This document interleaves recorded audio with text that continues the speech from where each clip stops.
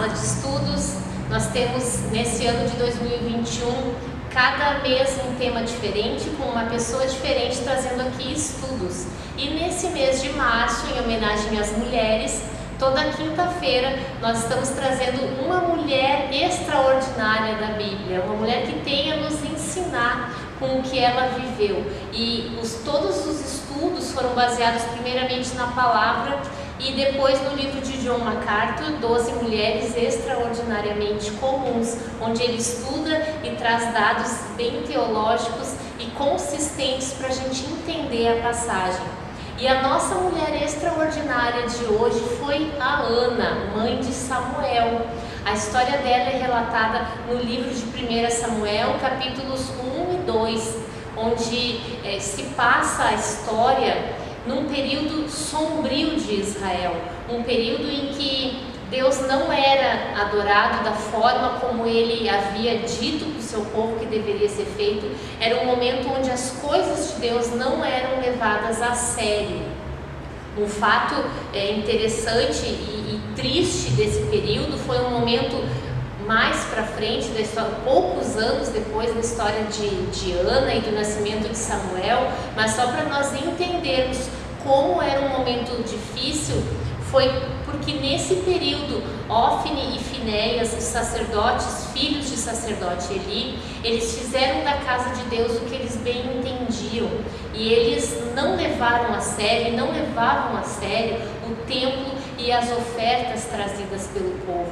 O resultado disso foi que as pessoas passaram a não querer mais adorar o Senhor, a misturar as atitudes deles com o que realmente Deus havia pedido ao povo. Em uma situação, Ofni e Finéias, numa batalha com a arca do Senhor, eles morrem. E quando Eli recebe essa notícia, Eli cai e também morre. A esposa de Finéias está grávida nesse momento, e quando ela dá à luz, ela dá ao filho, dá à criança o nome de Icabode, que quer dizer a glória se foi. Esse fato é um fato que resume todo o período daquele momento onde a história se passa. A glória se foi. Então, nesse período é que a gente encontra a família de Ana. Ana era casada com Eucana e tinha uma missão muito difícil, que era conviver com uma rival, que era Penina. Por Ana ser estéril, nas leis, o Eucana tinha o direito, a permissão de se casar de novo. E é uma permissão, mas não é o propósito do Senhor, porque quando Deus fala lá em Gênesis, deixe o homem, o pai e a mãe, se una à sua mulher, Deus está falando que é uma mulher. Mas para o homem, nesse momento, é muito difícil não ter filhos e não continuar a família, não dar continuidade ao seu nome. Então o homem se casava de novo. Imaginando nos dias de hoje, é muito difícil para nós concebermos a ideia de conviver com outra pessoa dentro da nossa casa, dividir o nosso cônjuge com outra pessoa. E Ana, além de passar por essa dificuldade, ela ainda sofria com as humilhações constantes da Penina, porque a Penina tinha filhos. Então a Ana vivia com a alma amargurada, a Ana chorava, e a Bíblia diz que ela já não comia com a amargura de sua alma. Se nós formos pensar e estudar bem o caso de Ana, a gente pode até pensar que isso se parece com um quadro de depressão, porque é uma mulher que sofre muito, que chora e que não come. Isso sugere para nós o que hoje nós trataríamos como depressão. O fato é que Ana, ela nutre esse desejo comum a quase todas as mulheres de ser mãe. E por mais que alguns movimentos, algumas ideologias e movimentos feministas tentem diminuir a importância da maternidade e da família, nós como mulheres ainda temos como desejo campeão o de ser mãe, o de constituir uma família. O John MacArthur fala no livro: raramente nas escrituras as mulheres se destacaram por façanhas ou carreiras fora da esfera familiar. A Ana entendia isso e por isso aquele desejo tão profundo de ter um filho. Mas por trás de tudo isso, nós ainda vemos o fato da história sombria de Israel, e Deus, através da oração de Ana, trouxe aquele que seria um resgatador e alguém que ia transformar e ajudar nessa história. Ana ainda não sabia disso, mas Ana era levada à oração. As famílias, todo ano a família de Eucana ia ao templo oferecer ofertas ao Senhor. E quando a Bíblia usa essa expressão todo ano, não necessariamente era uma vez apenas ao ano, mas essa expressão quer dizer que durante o ano se ia ao tabernáculo, durante o ano se ia ao templo. Provavelmente não todo mês, mas provavelmente também não era apenas uma vez ao ano. Isso é bom a gente entender. E a Ana foi com o marido e foi junto com a Penina, toda a família ia. Lá Eucana oferecia o sacrifício e ali ele demonstrava que amava mais a Ana, porque a parte de Ana sempre era maior. Ana tinha o amor do marido, mas ela sofria com a falta de um filho. Ela precisava completar a alegria dela com um filho. Então ela chegou nesse dia e ela se derramou diante do Senhor. A Ana sabia, ela entendia, o nome dela significa graça, e ela entendia que do Senhor vinha essa graça. Quando nós estamos naqueles nossos períodos mais sombrios, quando nós estamos naquelas nossas maiores dificuldades, por mais que nós busquemos ajuda em outras situações, em outros lugares, aos pés do Senhor é que nós vamos ter a libertação, assim como a Ana teve. E ela estava orando e ela falava, só que da boca não saía som, ela quase que murmurava. E Eli, o sacerdote que estava observando, chamou a atenção dela e achou estranha aquela cena, porque ele achou que a Ana estava bêbada, estava fora de si, porque talvez ele tenha pensado isso, porque ele estava acostumado a ver as mulheres que os filhos dele traziam, ele estava acostumado a ver mulheres fora de si, mulheres embriagadas, então ele achou que Ana era mais uma delas.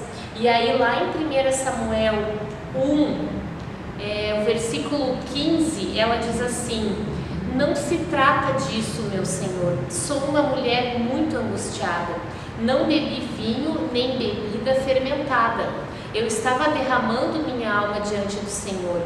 Não julgue sua serva como uma mulher qualquer, estou orando aqui até agora por causa de minha grande angústia e tristeza.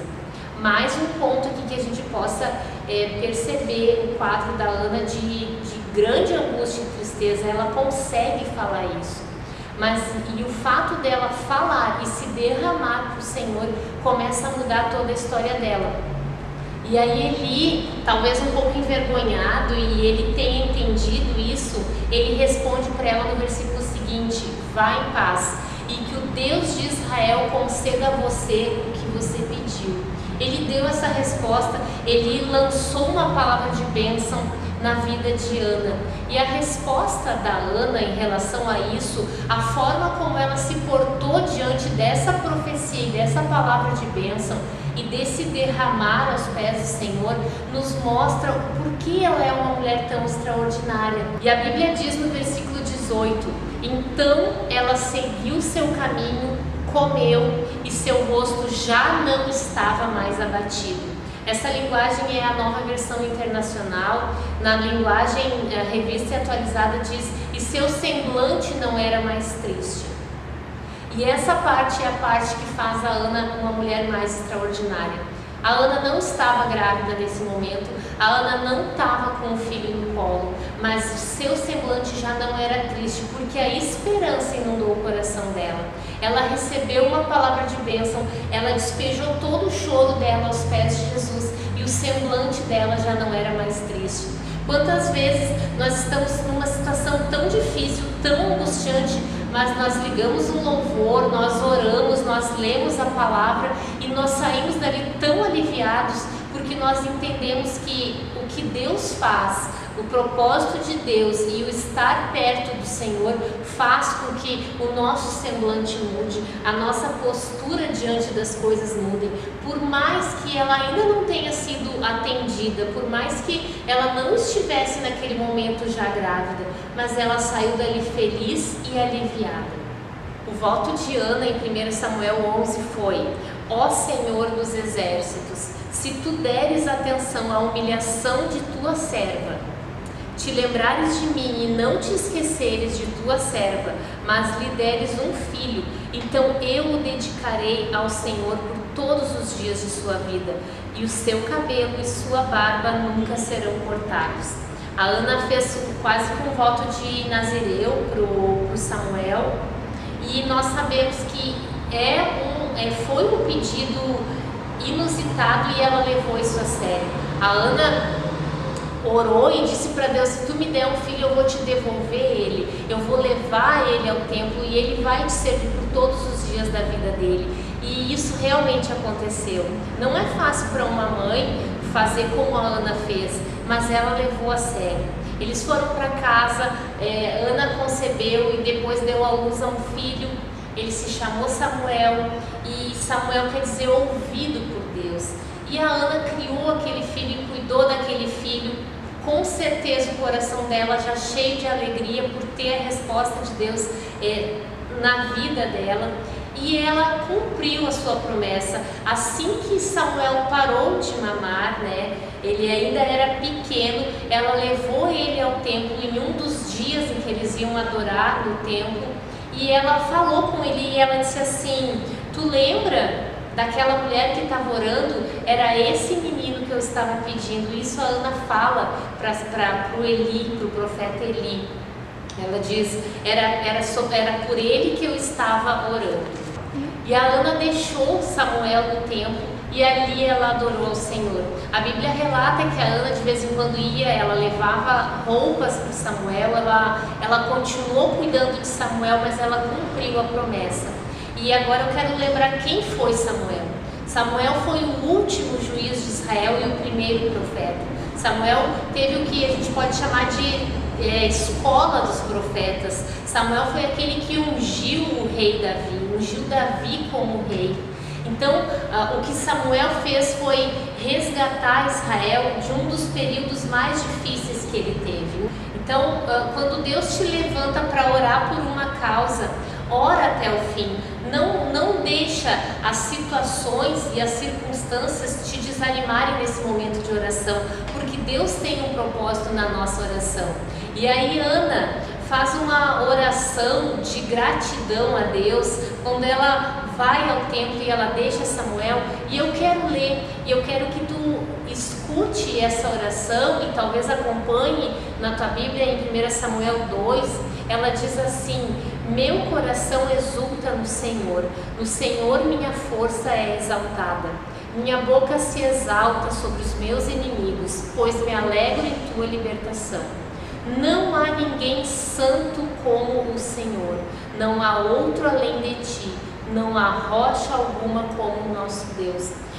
Essa oração de Ana é às vezes comparada com o Magnificat da Maria, que também é uma oração onde ela exalta o nome do Senhor, ela reconhece a pequenez dela e ela traz como gratidão. E lá no versículo 8 ela diz assim: pois os alicerces da terra são do Senhor, sobre eles estabeleceu o mundo.